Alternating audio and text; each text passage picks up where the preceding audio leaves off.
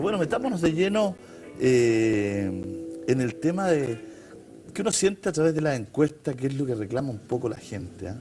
Este tema de que tú lo expresaste muy bien, este discurso macroeconómico, que incluso Esati lo tira en el TVO, digamos, que dice, bueno, oye, se hablan de cifras, tantas cifras, pero ¿qué pasa con la ciudadanía? ¿Qué pasa que no baja, digamos? ¿Qué pasa con la economía real? Y de hecho, la encuesta última, ¿no es cierto?, de popularidad hablaba de un 22% de aprobación al presidente Piñera y un 11% de aprobación a la concertación. O sea, aquí la clase política efectivamente está hoy día, ¿no es cierto?, envuelta en un halo de duda de verdaderamente su representatividad en la ciudadanía.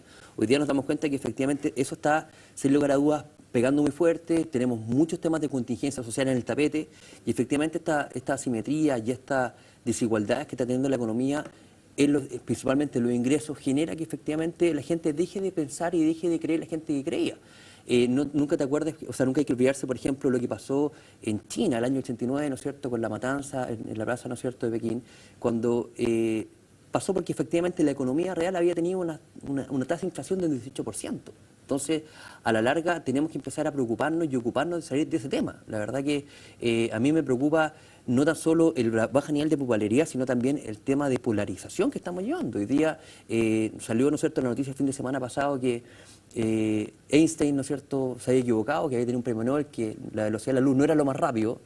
Entonces, la verdad que, bueno, ¿quién es dueño de la verdad? Hoy día yo creo que la verdad nosotros como académicos o la gente, ¿no es cierto?, que está dentro de la opinión pública, tenemos que tratar de buscar caminos de la manera de cómo salir de este impasse, efectivamente de cómo empezar a construir, ¿no es cierto?, cimientos de una sociedad más justa, de bajar, ¿no es cierto?, estas buenas cifras de la macroeconomía a la microeconomía, pero con un tema efectivamente siendo proactivo. Y efectivamente un poco a mí lo que me tiende a generar un poco de incertidumbre frente a este escenario. Hecho el diagnóstico, Marco, ¿cuáles son las razones que tú crees fundamentales que nos han llevado a este impasse que le llama Alejandro? Yo creo primero que es un tema de suma gravedad lo que estamos viendo en Chile actualmente. La microeconomía, para bajarlo y hacerlo sencillo, significa empleo, significa desigualdad, significa educación, significa cómo yo puedo llegar a fin de mes, cómo puedo tener una vida digna. Eso es la microeconomía finalmente. Ese es el objetivo de la economía. Y en Chile la economía no está cumpliendo su objetivo. Nosotros decimos en la Fundación, ¿quién crece cuando Chile crece? Si Chile tiene una tasa de crecimiento de 6,5% este año, ¿a dónde va a parar ese crecimiento? Y es donde uno tiene que... Claro, dan ganas de preguntarle a cada chileno, ¿usted creció un 6,5? ¿Usted creció un 6,5? Exacto. Y te decir que no. Bolsillo, y decir que no. ¿Y por qué va a decir que no? Porque las herramientas que tenemos nosotros junto con observar la realidad son los datos, ¿cierto? La encuesta CACEN 2009 nos dice lo siguiente, y creo que eso es el escándalo que nos dice Esati, que nos dicen muchas personas que nos han comentado. El 5% de los hogares más pobres en Chile, si medimos su ingreso autónomo, el que se genera por el trabajo principalmente, tiene ingresos 830 veces menores que el 5% más rico. Eso es escandaloso, ¿cierto? Eso lo hemos permitido, eso lo hemos generado nosotros. ¿Y por qué lo hemos generado nosotros? En la Fundación Gonzalo Durán, que es otro economista de la Fundación, haciendo una analogía a lo que hace el SEC, que es como la Superintendencia de Valores y Seguros de Estados Unidos, midió lo siguiente, un índice de injusticia salarial en Chile. En los países de la OECD, Francia, Estados Unidos, Alemania, entre otros, la diferencia entre el salario máximo en una empresa y un salario medio es de 20 veces. Y de un salario máximo y el salario mínimo regido por cada país es de 30 veces. En Chile llegamos a las 145 veces. Entonces, ¿qué pasa? Uno podría citar incluso el libro Moral Social del padre Hurtado, por ejemplo, y decir, ¿qué nos decía Alberto Hurtado en base al salario máximo? Que el salario máximo no podía ser tan alto siempre y cuando comprometa un salario mínimo que no permita satisfacer necesidades básicas. En estos momentos un salario mínimo es de 182.000 pesos. De ninguna forma se pueden satisfacer necesidades básicas. Entonces esa realidad chilena, entre todos la hemos permitido, la hemos generado, y con las cifras macro, como decía Alejandro, nos hemos enredado y nos hemos mareado mucho. El tema del salario es un tema, ¿no? A ver, es un tema cuando tú ganas 182.000 pesos y tienes que destinar, no sé, 25.000 pesos de esos ingresos a movilizarte. O sea, te quedan 155.000 pesos, y es deuda, y hay que alimentarse, y hay que pagar vivienda y suministro básico. La cuota de la universidad cuesta 300 lucas. O sea, es impensable. Lo que pasa es que efectivamente yo creo que nosotros tuvimos una época muy liberal. Yo creo en la libertad de los mercados, pero siempre y cuando hayan entes que de alguna manera regulen que efectivamente no se cometan abusos. Yo creo que hay una postura muy marcante, la más neoliberal de todo, dice, no, que el mercado se regula solo. Es que el abuso es muy humano, además. Exactamente, o sea, es muy humano la envidia, la codicia, el abuso, ¿no es cierto?, son pecados capitales. Entonces, no hay que perder de vista ese elemento. Y yo creo que efectivamente el ser neoliberal por ser neoliberal y que el mercado regula, estamos quedando hoy día, ¿no es cierto?, hoy día podemos ir objetivando ¿no es cierto?, en ingresos de diferentes índoles o diferentes rubros que efectivamente, o estas mismas cifras que son abusos que no se pueden permitir. O sea, de alguna manera, el mismo presidente de la República tildó en su minuto, ¿no es cierto?, que la tasa máxima convencional era usura. Pero dice la gente, bueno, mientras esté dentro de los cánones de la ley, dice, bueno, la sigo cometiendo. ¿Ah? Entonces, tenemos que empezar a ver de qué manera se construye una sociedad más ecuánime, más justa y efectivamente en donde sentamos que los diferentes actores sociales estamos apuntando efectivamente a generar este bien común. Pero ¿cómo, Marco, nosotros logramos una identidad en materia económica? Porque finalmente la economía, a mí me parece, y creo tener un poquito el pulso de la ciudadanía, porque hago radio toda la tarde, estoy en contacto, estoy también en la mañana, tengo mucho contacto con los ciudadanos. Que uno siente, que el chileno medio siente, que hay mucho tipo, ¿no es cierto?, con traje, con corbata, que le está indicando que Chile está bien, ¿no es cierto? Y él siente que no está bien, pues a él le pasa que debe plata, que tiene cuotas caras, que no llega, que tiene que bicicletear, que tiene que sobreendeudarse, que todo, y agarra cualquier diario y ve utilidades en las megaempresas, tanto, millones. Entonces, claro, el chileno medio como que siente que hay un discurso, ¿no es cierto?, del tipo traje y corbata que le dice si estamos bien. ¿Ah? Y este trabajador medio, que tampoco es un obrero, es otro trabajador el de hoy día, y por eso quiero poner un punto mucho más pop que ideológico, digamos. El universitario joven. No estamos hablando del obrero que le pagan jornal, no estamos hablando ni siquiera del de 180, estamos hablando de un profesional que gana 600 lucas y que está tan endeudado que no le alcanzan, man. O sea, no estamos hablando de alguien que gana, porque, o sea, olvidémonos del que gana 150, la familia que vive con 200 lucas tienen que darle un premio, weón. Mandrake el mago. Claro, pero este ciudadano medio, el de la capa media, ¿no es cierto?, que dice, oye, pero ¿cómo si yo gano, si vivo solo, no quiero tener hijos, no quiero casarme, o sea, hay todo un tema y y yo creo que ahí está el divorcio, ¿no? Exacto. Entonces, te lleva a la identidad porque Chile en la economía, digamos, porque la economía no es en el aire, no son cifras, la economía está hecha, ¿no es cierto?, para darle calidad de vida a las personas. Eso es lo que a mí me enseñaron, por lo menos, para allá debería apuntar, por lo en menos. Mi colegio, sí, tiene que ser. Entonces, cuando uno dice, chuta, este tipo de economía a lo mejor era para otros modelos, para otros países. Si uno ve a Estados Unidos, también fracasaron hoy día. Si uno los ve, exacto, también fracasaron. No será necesario, Marco, buscarnos nuestra identidad. O sea, conversar entre los chinos, o sea, estas son las bases de la economía mundial, pero tenemos que tener una identidad económica. Eso es lo que falta. En Chile no hemos hecho un compacto social, ¿cierto? Un contrato social, un gran contrato social como lo hicieron algunos países en Europa, donde cada actor pueda participar realmente y pensar, soñar y decidir el país que quiere, así como ojalá pueda hacerse en educación. ¿Qué ha pasado? Que en Chile tenemos tres grandes problemas. No hemos diseñado una estrategia de desarrollo, que es lo básico, es decir, Chile va para allá, se va a industrializar un poco, la pequeña empresa va a estar al centro de la economía. Eso no se ha hecho. ¿Por qué? Porque tal como nos dicen algunos economistas, como Acemoglu, que nos dicen, las élites, ¿cierto?, son resistentes al cambio y alteran la conformación de las instituciones.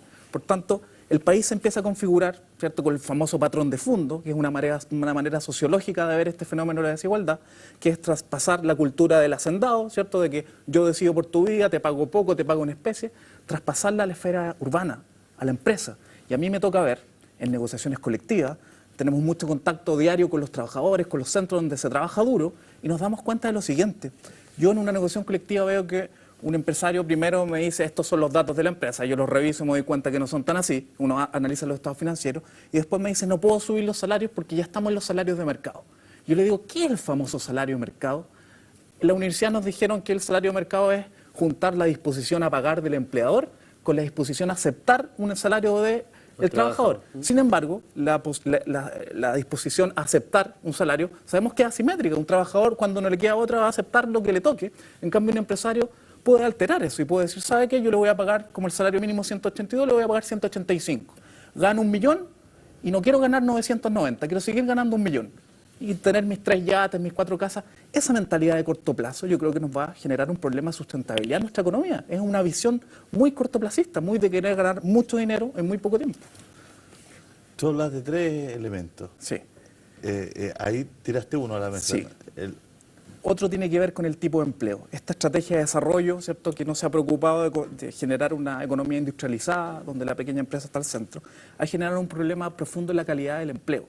Yo creo que tiene que ver con lo que tú decías actualmente, porque el joven, que a lo mejor ya no es el obrero con el jornal, igual está endeudado, a veces con el 50% de sus ingresos y no puede llegar a fin de mes.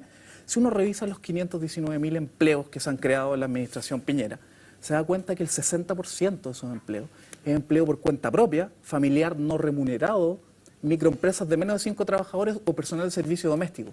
Y el 40% restante es empleo asalariado. ¿Pero qué empleo asalariado? El 100%, todos los empleos asalariados creados en este periodo son tercerizados. Empresas externas que en vez de pagarle 400.000 pesos a un trabajador, le paga 200 y se queda con el margen. Claro. Ese Le es corta un la cola, elemento. digamos. Exacto. Y el tercer elemento tiene que ver con el poder. Tiene que ver con la poca posibilidad que tienen los trabajadores, por ejemplo, de negociar colectivamente sus empresas. Tenemos una cobertura marginal de negociación colectiva en Chile inferior al 10%. No hay posibilidades de decir, yo quiero compartir las utilidades o quiero negociar mi productividad. Eso no se da en las empresas chilenas, son muy pocos casos. Y esa estructura de poder que viene de la hacienda, ¿cierto?, que uno la observa en las negociaciones colectivas. ¿Sabes qué me pasa con eso, Alejandro? Tengo hartos amigos emprendedores que pasaron de ser empleados a querer ser empresarios. Y de repente uno se pone en el otro lado y veo que fracasan. Veo que tampoco es tan fácil ser empresario, digamos. No, lógico. Y veo que es difícil poder sostener una empresa justa, digamos. Aunque sea de 10, 12 personas, 15, 20. Siento que hay partes de la economía que se llevan todas las lucas, bueno. O sea, porque ni siquiera yo lo polarizo entre empresarios y trabajadores, entre gente emprendedora. No. Hasta ese empresario joven no le da. Alguien se come el resto y pierde la casa, bueno, y pierde... y los trabajadores más encima se enojan con él y el gallo realmente está jodido porque quiso emprender. O sea, hay en algún lado aquí de la mesa, digamos, alguien se chupa algo pasa, no sé si es la banca, no sé si es la especulación, no, pero hay alguien que no pierde acá y que siempre gana. Mira, lo que pasa es que yo comparto muchas de las cosas que plantea Marco acá. Pero sí, a mí lo que me da un poquito de miedo, y creo que efectivamente son las cosas que tenemos que empezar a tratar de medir con profundidad, lo que te hablas tú. Hoy día, ser empresario no es un pecado. No, para ¿cierto? nada. Entonces, pero cuando uno dice, y el empresario que tiene 3 casas y tiene 3 yates, yo creo que son muy pocos los empresarios que tienen 3 casas y 3 yates. O sea, si uno ve, se va a cifratura, como hemos sacado cifratura acá, tan solo el 3% de la población dentro del Gran Santiago, que tiene una mejor posición socioeconómica que el resto del país, gana sobre 5,5 millones de pesos por ingreso familiar. Solo el 3%. Entonces, efectivamente, yo creo que tenemos que empezar a, como dice Marco, empezar a generar una planificación país. Efectivamente, hoy día tenemos cosas que venimos arrastrando el poncho hace mucho rato. En salud, en educación, en previsión, en temas laborales. Pero es que ¿cómo se planifica país? ¿Cómo se hacen cambios? Ejemplo concreto, ley de pesca. Dicen, vamos a hacer, estamos todos de acuerdo. Y llegó el ministro Longueira y dijo, aquí faltan actores. El ministro Longueira le dijo a Walmart, le dijo, cuando Walmart le dijo, oiga, pero si esto lo hacemos siempre, el ministro Longueira tuvo los cojones y le dijo, sí, pero ya la cosa no es igual. Esto que se hizo siempre antes, ahora esto lo vamos a sancionar. Porque esta cosa cambió. Y ahí mismo él dice, faltan actores. Lo pone en la mesa, faltan actores de competencia. Y en la pesca faltan actores de competencia. Y resulta que se hace una mesa precisamente para ver cómo un 15, un 20, si tampoco, un 12% de esas cuotas de pesca se abren. Pero resulta que al poquísimo andar se juntan todos los actores, Y el ministro dice, no, si ya no se licita porque estamos de acuerdo. Y uno dice, claro, porque si uno lo ve de lejos, están de acuerdo los pescadores artesanales, están de acuerdo los pequeños industriales, porque finalmente todos trabajan para los mega, las mega empresas, porque ¿quién le compra toda la cuota de pesca al pescador artesanal? Los mismos, digamos. Sí. Por ejemplo, en el norte Angelini compra todo. Entonces le compra, para decirlo con nombre, digamos, no hay censura y seamos libres de conversar, digamos. Compra todo, compra acá, compra allá, le compra el pescador artesanal su cuota, todo, se arregla con ellos antes, vamos a la mesa, estamos listos. Pero ¿qué pasa con el que quiere emprender en ese lugar? ¿Qué pasa en el que quiere ser un nuevo actor? Ayer escuchaba en la radio una entrevista súper interesante también que hizo Tomás, de un cabro que quiso emprender en materia de pesca y agarró unos frigoríficos y empezó a comprar pescado, y para el interior del sur de Chile no se vendía pescado. Y embolsó los pescados, igual que los helados Sabori, ponte tú, vendía pescado. Y armó su negocio, su boliche, estaba listo. Y un día los grandes le dijeron, no, sabes que no te van a vender más pescado. Y él le puede comprar a uno. Exacto. No puede ser pescar él, ¿no? ¿Ah? Entonces, no hay dos, no hay dos. Él le puede comprar a uno, o sea, pescado para consumo humano. O sea, un país que quiere vivir sano, que quiere que coma pescado la gente, y el tipo no puede. Y el tipo tiene sus góndolas, invirtió en su frigorífico y no tiene cómo comprar pescado, porque de un día para otro dijo, no, ¿sabes que no? Tu negocio no, vamos a hacerlo harina de pescado. O sea, entonces, claro, ahí es donde a mí me ha sentido que dice Marco lo que dices tú, o sea, tenemos que tener lineamiento, tenemos que abrir, tiene que haber un 20% de no actores para que le vendan a ese gallo, digamos. Claro. Algo está pasando, sin lugar a dudas, y eso se está, ¿no es cierto?, viendo gatillado en salud, en educación, y una serie de actores más que efectivamente hoy día están saliendo al tapete. Yo creo que efectivamente, a mí lo que me preocupa, y te lo insisto, o sea, me preocupa este darnos cuenta, pero darnos cuenta y hacerlo de una forma coherente. De hecho, lo planteaba Michael Porter. Michael Porter, las últimas veces que ha venido a Chile, que es el principal gurú del tema de la planificación estratégica, habla que nosotros en Chile no hemos sido capaces de bajar la macroeconomía a la microeconomía, porque efectivamente no hemos sido capaces de generar lo que ellos denominan los clusters, que son círculos virtuosos de trabajo. Por ejemplo, en Chile tenemos un buen clúster de vino. Tenemos buena calidad de vino, tenemos, ¿no es cierto?, barreras fitosanitarias de cordillera y mar y Antártica por abajo, ¿cierto?, por arriba, que hacemos muy buen vino, ¿no es cierto? Tenemos gente que por ende trabaja también, hace muy buenas botellas de vino. La gente hoy día, acuerda que en los 80 tomábamos blanco y tinto, ¿no? Hoy día, ¿no es cierto?, si no es vino reserva y no una bonita copa. Etiqueta. Claro, entonces hay buenas empresas de vino, hay gente que está enseñando con respecto al vino y se generan clusters. ¿Ah? Pero efectivamente, con ese tipo de, no sé si son, con ese tipo de malas prácticas de Santón, son grupos, son círculos virtuosos productivos. En este caso estamos hablando del clúster del vino. El clúster del cobre, por ejemplo, nosotros desde los 80 estamos exportando el mismo lingote de cobre. No hemos sido capaces de darle una vuelta de tuerca, de generarle un valor agregado y que ese valor agregado quede en el país. Tomamos los pinos, los transformamos en chips, los metemos arriba de un barco, parte en Oriente, los vendemos en uno y los compramos en 1.25, no porque ahora son sillas. Entonces, efectivamente nos falta esa bajada y efectivamente lo que estamos planteando hoy día, esa necesidad social y esa necesidad como el país esa bajada, de bajarlo. Marcos? Porque yo creo que cuando uno habla con mucha gente de la seguridad, tienen el diagnóstico, pero no logran hacer nada. Falta mejor representatividad, sí. falta que no estén tan seguros, falta que no les tengan que financiar la campaña.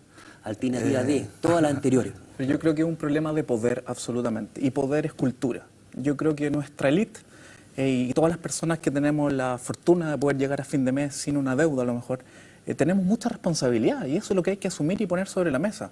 Que no tengamos unos clústeres desarrollados o que la gran empresa se quede todo lo que tú decías. ¿Dónde queda este crecimiento? Porque a mí no me llega el empresario que quiere sacar un almacén chiquitito, al final quiebra o no puede pagarle el salario y cumplir con las leyes laborales para los trabajadores porque la gran empresa le coloca un gran supermercado al lado, le coloca, si es proveedor, le coloca condiciones muy duras. Como decía el de la pyme, una vez fui a comer, que me invitaron a comer los de las pymes para que lo ayudara a hacer una revista. Y decía, el drama de nosotros, que me quedó la frase tan grabada, el presidente de las pymes, con su buen pedazo de carne, sí, porque los hombres se alimentan bien ahí, con sus buenas papas mayo, me dice, ¿sabéis cuál es nuestro problema, Juan? Que siempre hay uno más grande que uno al lado. Claro, y ese es el gran desafío. Y efectivamente hoy día el 83% de la fuerza laboral en Chile está constituida, ¿no es cierto?, por las pymes. Y el problema es que recién hoy día, yo creo que, ojo, nos estamos dando cuenta y están empezando a dar pequeños avances. Lo que pasa también, yo creo que estamos en una sociedad tan mediática y tanto de lo descartable que si no funciona hoy día ya no sirve. Pero, por ejemplo, ya la semana pasada hubo un esfuerzo de promulgar leyes, ¿no es cierto?, en donde no se le pagaran las pymes más allá de 30 días. Porque efectivamente habían pymes que quebraban porque o terminaban pagando para el banco. Si los supermercados de repente pagaban 120 días.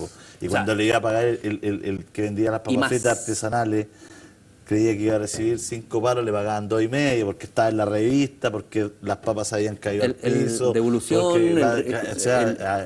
Y después uno veía las utilidades de esa otra mega empresa y decía, oye, quebró el señor de las chancletas. Y esto pasa hace mucho. Me acuerdo del reportaje de La Nación, una señora de las chancletas que nunca me voy a olvidar cómo quebró por venderle a un supermercado, digamos. Pero yo quebré por lo mismo. Pero mira, yo tuve un emprendimiento cuando tenía 19 años con mi hermano, que empezamos a vender flores en los supermercados. Fuimos los que metimos el concepto de las flores en el supermercado porque yo decía, cuando tenía 19 años, yo compraba unas flores y me sentía como ridículo con la flor en la mano. Dijimos, ¿sabes qué más? Hagamos algo. Medio pololo, quería de repente llevar su florcita. Pero por supuesto, para la mamá, las flores para la mamá, para que no me escuche la señora. Y efectivamente decía, me siento súper incómodo con las flores en las manos, ¿sabes qué? Hagamos un cambucho, algo especial. Yo creo que lo puedo comprar de forma fácil. Y lo compramos en el supermercado. Y a mí, en el momento determinado, el supermercado, Marmentín Letelier, me generó una orden de compra muy grande para el Día de la Madre. Invertimos hasta el modo de caminar lo que teníamos y ponte a la fila porque quebramos.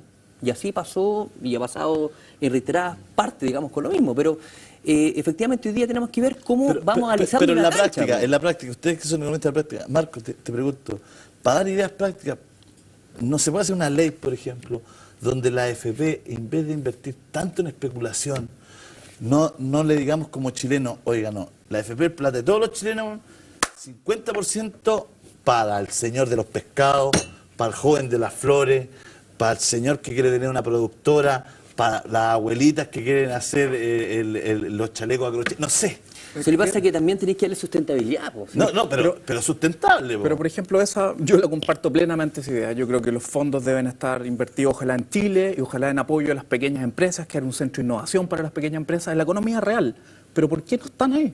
Y ahí es donde uno dice, ¿por qué tu idea no puede tener fuerza y puede llevarse al Parlamento y puede discutirse? Es porque tenemos una economía que está llena de intereses creados, donde para modificar algo hay que hacer un lobby enorme, y quien hace ese lobby... Porque después de tantos años de FP, Alejandro, después de tantos años... No son buen negocio. Claro, ese es el tema. Porque aquí puede haber economistas de todas las corrientes, pero todos se sientan aquí y tú decís, puta, la FP han rentado en 15 años 5%.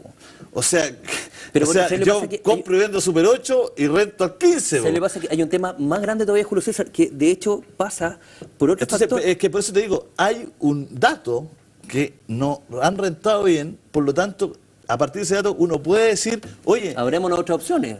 Pero fijémonos en el caso de los multifondos. El fondo A, cierto, que es el más riesgoso, con un 65% de los fondos en renta variable y un 75% en el extranjero, ha rentado 0,7% en los últimos 3 años, en promedio anual.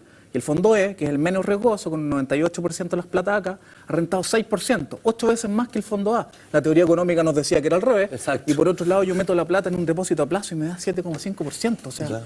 las AFP, disculpa lo último, las AFP están teniendo utilidades del primer semestre del 2011 de 126.000 millones de pesos, más que el 2010, cuando los fondos están cayendo. Es una incoherencia. Porque lo que hablamos, exactamente lo que hablamos la semana pasada, porque ellos efectivamente cobran su comisión independiente en le pague. Yo administro. ¿Ah? Y lo otro tema, pero también fíjate que parten cosas mucho más macro. Hace 2 semanas atrás volvimos a poner 1.300 millones de dólares afuera, en bonos. ¿Por qué esa plata no la deja adentro como gobierno? Si sabes qué más, esto va a apoyar capital semilla, es todo el impuesto específico prácticamente. Y infraestructura. No importa dónde salga, pero el problema es que no te lo lleves para afuera, déjalo acá. Y es todo el impuesto específico prácticamente. Exacto. Es lo que se está discutiendo ahora. Claro. No, porque la pregunta es, claro, ¿qué pensará los que toman decisiones si inyectan esos 1.300 millones en la economía, ¿creerán que la gente los va a quemar, los va a esconder, los va a guardar? Oh, tengo 30 lucas más o 50 lucas más.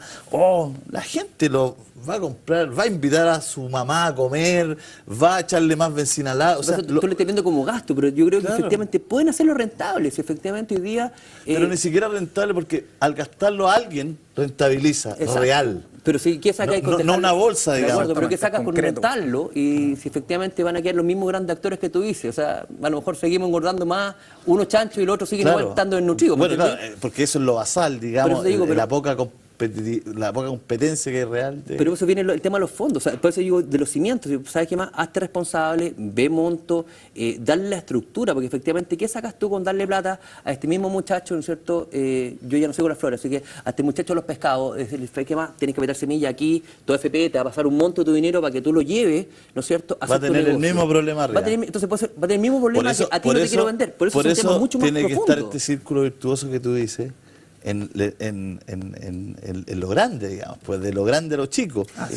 Tiene que ir en clusters, tenemos que generarlo. Y efectivamente eso pasa por política, principalmente por política, ¿no es cierto?, de Estado. Yo creo que efectivamente, en este caso, por ejemplo, el tema con el conflicto educacional, se han dado muchas soluciones con cuenta-gota. Entonces, a la larga, tú lo sumas, oye, a la larga sí, son buenas soluciones. Claro, pero las has dilatado durante tanto tiempo que la verdad que día a mí ya perdió efecto. Entonces, también, el tema de la política, para mí, un tema también que lo conversamos antes de entrar al estudio, con un gobierno de 4 años, en realidad, trabajaste de todo. Dejémoslos para la otra semana. De todas maneras. Oye, te agradezco la visita, Alejandro. Bueno, Marco, bienvenido. Muchas gracias, Gracias. por estar siempre con nosotros. Un abrazo a Marcel, que está haciendo clase. Como siempre, también forma parte de este grupo selecto de amigos con los que conversamos, como tomándonos un café, pero no de deporte, ni de espectáculos, ni de nada, sino conversamos cuestiones que seguramente a usted le interesan mucho. Gracias, chicos.